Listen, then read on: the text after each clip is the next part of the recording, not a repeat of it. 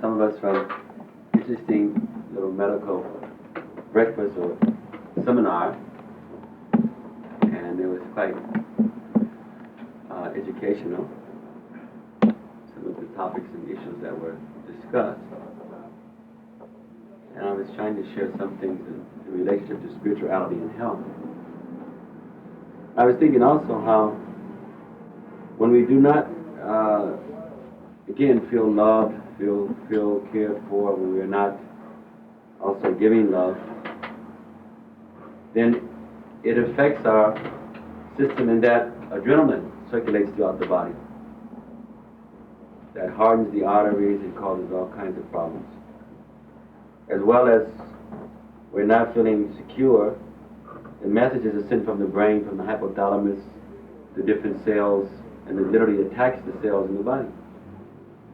So sometimes we are our greatest enemy in how our mind is attacking certain organs based on what is going on in consciousness.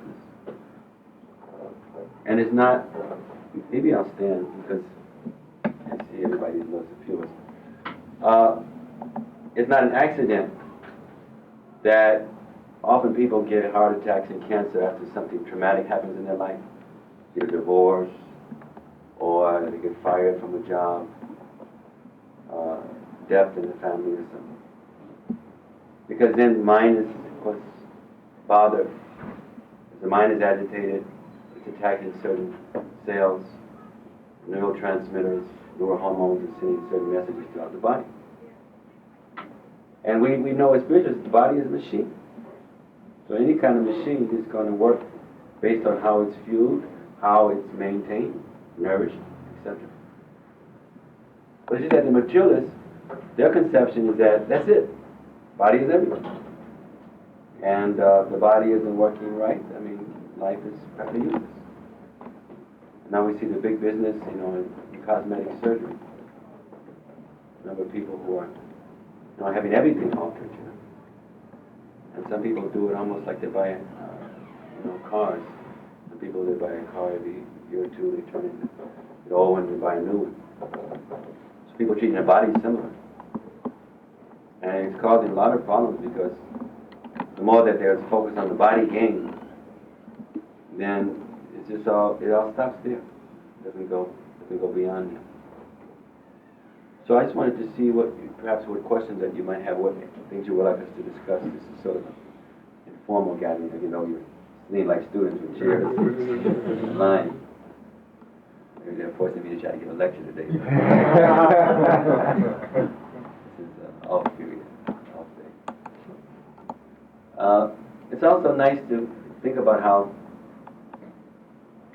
being spiritual is relevant to everything. Even though we see at the universities in so many areas there's so many departments and there's a religious studies department, maybe. Many schools don't even have such a thing. I brought out how after the 17th century that there was a real breakdown in how people related religion to all areas of life and areas of science. Only somewhat after the age of reason, there was a major shift in doubting everything.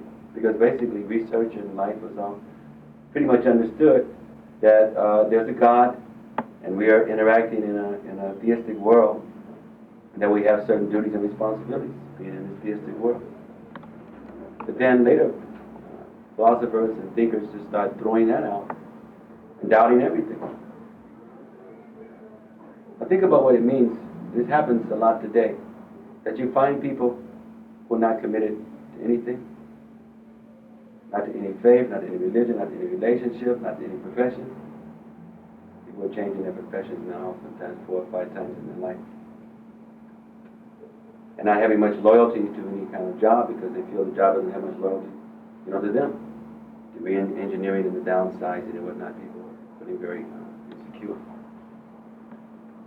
But little do people realize that if you haven't found something you can really commit yourself to, life hasn't really fully developed for one. It's as if one hasn't been able to have deep love, and one has not been able to give or share greater parts of their essence. So life is still kind of dormant, so to speak. Because we sort of experience more of our identity through exchanges of love. We experience more of what life is by literally being able to connect with sources of life. And sources of life is not dead matter. You think about it, matter is dead. So life is there only because there is consciousness, because there is soul. So something dead can't be fulfilling. Something dead can't really be sustaining.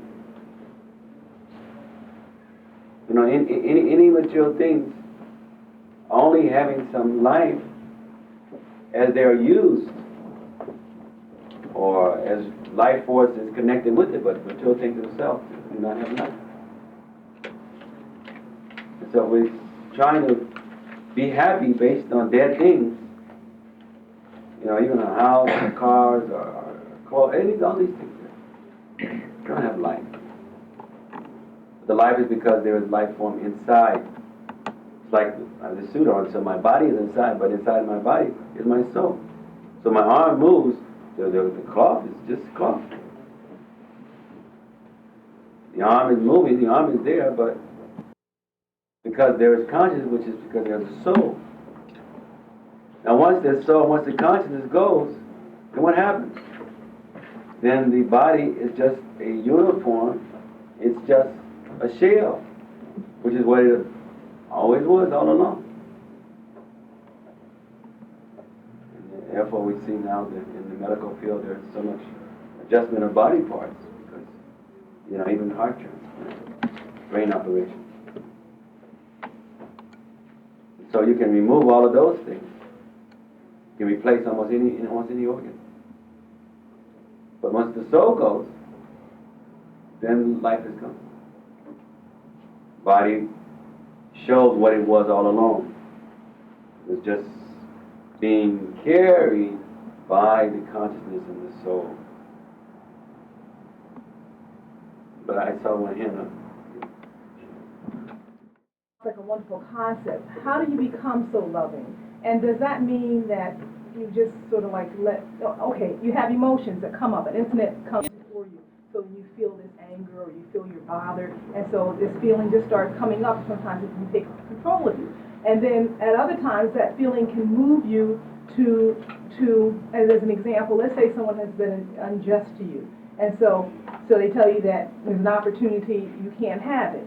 So I'm thinking, if you're so loving, if you just accept and say, oh, well, okay, that's fine, I can't have that opportunity. But when that emotion comes up, it's like an alarm. So if it makes you, well, no, I'm going to push a little bit further, and you find that you push a little further from that anger or whatever that feeling was that came up, and you get that opportunity. So I need to understand, does that becoming so loving mean that, no, everything's just fine? Or do you love your anger? That God gave us these emotions for a reason, to trigger, to move, to help us to go through obstacles as well. So how do the two work together? How can you work them together? And also, what are some things that you can actually do to become so loving in a world that is agitated and everything's there to agitate you every minute? How do you, is it just a concept? Is this you plant the seed, the thought, or as you get ready to really explode, you come back later on? Or how do you stop that energy from coming up like that inside of you? It's like no one can really insult you without your permission. They can say whatever they want, but they can insult you without your permission. That's something about you or one is we have to accept that as an attack and insult. See, if we see every action as either a giving of love or a desire in trying to receive it. Doesn't mean to be in denial, to be foolish, and let people abuse you, misuse you.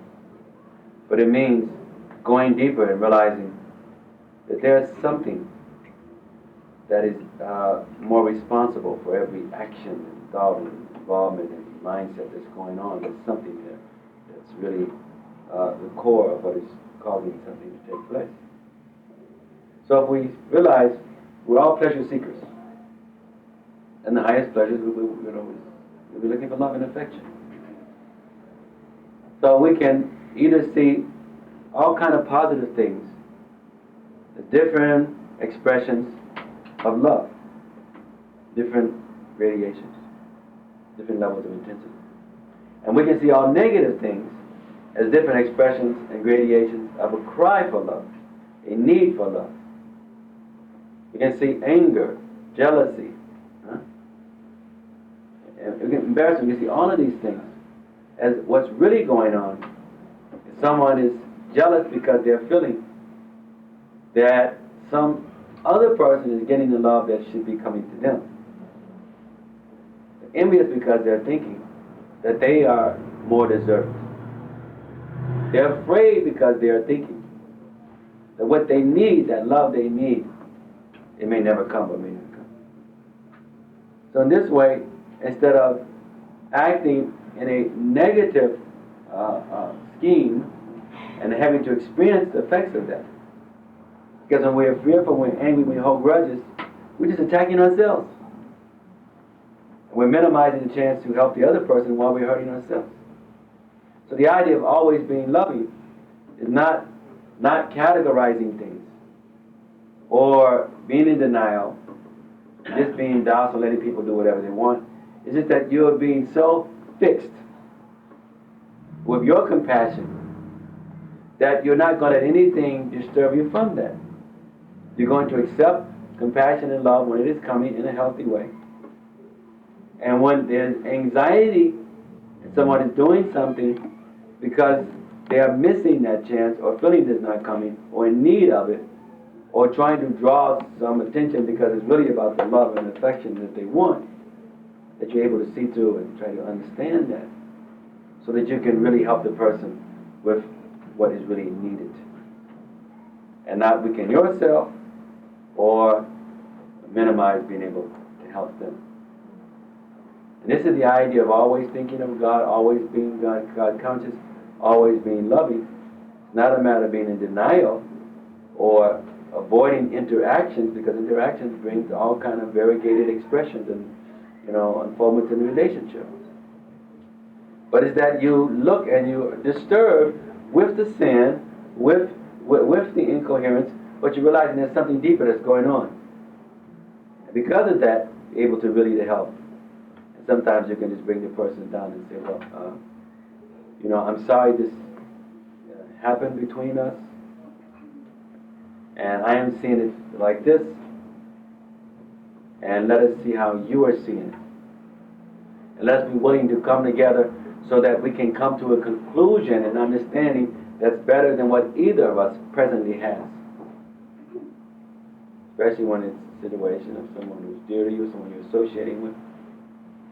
Then in general they have your well wishes, or even if they are trying to attack you in some way, there's something else that's going on. They're feeling hurt, that something you did hurt them, and they feel the way to deal with it is to hurt you back. But it's really the hurt, the lack of love that's caused them to act in such a way. They're jealous.